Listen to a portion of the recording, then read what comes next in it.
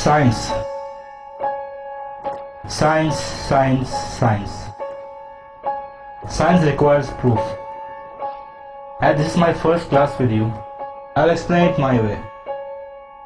You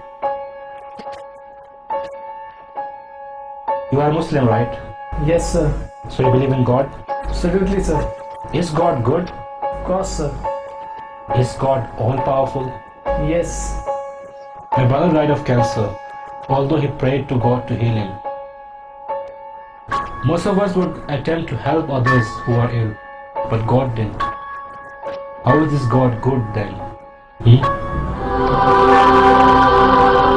can't answer, can you? Let's start again, young fella. Is God good? Yes, sir. Is Satan good? No. Who created Satan? God. That's right. Tell me, son, is there evil in this world? Yes, Professor. Evil is everywhere, isn't it? Yes, sir. And God did make everything, correct? Is there sickness, immorality, hatred, ugliness?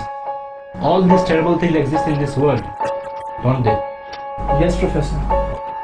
So who created them? Science says you have 5 senses you use to identify and observe the world around you. Tell me, son, have you ever seen God? No, Professor. Tell us if you have ever heard your God.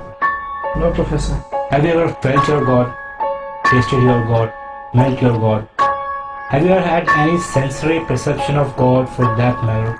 No, I'm afraid I haven't. Yet you still believe in Him.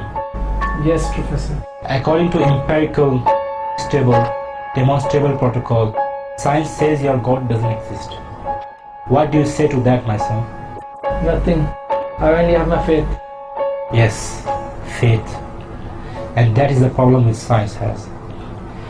Professor, is there such a thing as heat? Yes. And is there such a thing as cold? What kind of question is this? We all know there is cold. No, sir, there isn't.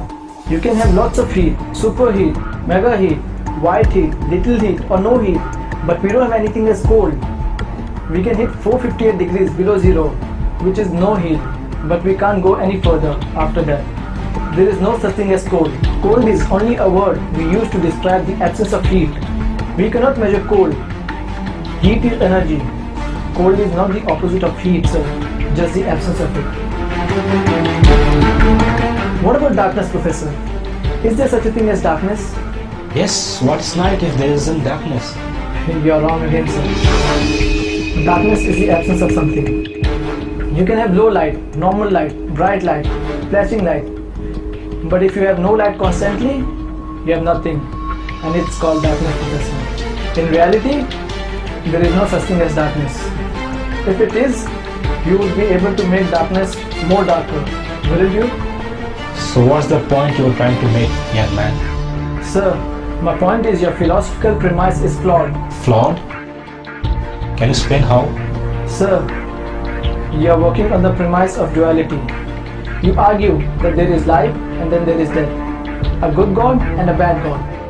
You are viewing the concept of God as something finite, something we can measure. Sir, science can't even explain a thought. It uses electricity and magnetism, but has never seen, much less fully understood either one. You view death as the opposite of life. Is to be ignorant of the fact that death cannot exist as a substantive thing. Death is not the opposite of life, just the absence of it. Now tell me, Professor, do you teach your students that they evolved from apes? If you are referring to the natural evolutionary process, yes, of course I do. Have you ever observed evolution with your own eyes, Professor? Since no one has ever observed the process of evolution at work and cannot even prove that this process is an ongoing endeavor, are you not teaching your opinion, sir? Are you not a scientist, but a preacher, Professor? Is there anyone in the class who has ever seen Professor's brain? No one appears to have done so.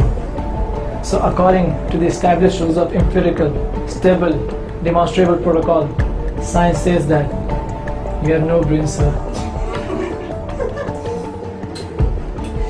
With all due respect, sir, how do we then trust your lectures, Professor? I guess you will have to take them on faith, son. That is it, Professor. The link between man and God is faith. Professor, it is not necessary to see something to believe in it. Sir, have you seen your 10th grandfather? No? So then how can you prove that he existed? My presence proves existence because I have come from him. Exactly, Professor. The existence of this universe and life proves that there is a creator. That is all that keeps things moving and alive. Take your seat.